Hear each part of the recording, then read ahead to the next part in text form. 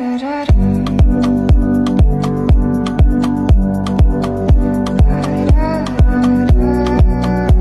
Guys, നമുക്ക് ഇന്ന് നല്ലൊരു മുരിഞ്ഞ കിഴങ്ങ് മെഴുക്കുവരട്ടി ഉണ്ടാക്കിയാലോ. ആദ്യം കുറച്ച് വെളിച്ചെണ്ണ ഒഴിച്ച് അത് ചൂടാവുമ്പോഴത്തേക്കും കുറച്ച് കടുക് ഇട്ട് കൊടുക്കാം. എന്നിട്ട് കുറച്ച് ജീരകം കൂടി ഇട്ട് കൊടുക്കാം.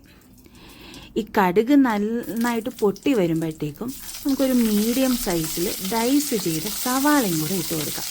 സവാള ഒരു സവാള മതിയാവും കേട്ടോ, ഒരു കുഞ്ഞു സവാള.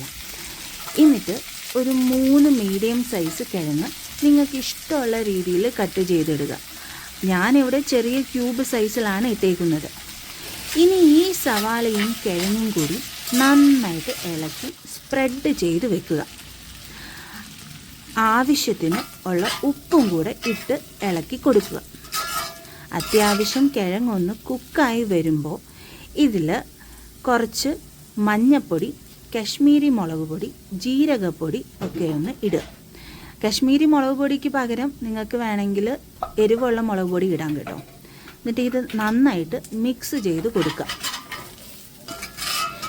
ഈ മിക്സ് ചെയ്ത് ഈ കിഴങ്ങ് അവിടെ ഇരുന്ന് മൊരിയട്ടെ.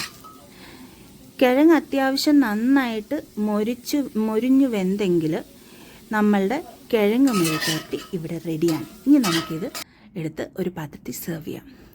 അപ്പോൾ എൻ്റെ ഈ കിഴങ്ങ് മെഴുക്കുവരട്ടി നിങ്ങൾക്ക് ഇഷ്ടപ്പെട്ടു എന്ന് വിചാരിക്കുന്നു. Like, share and subscribe. Thank you. By.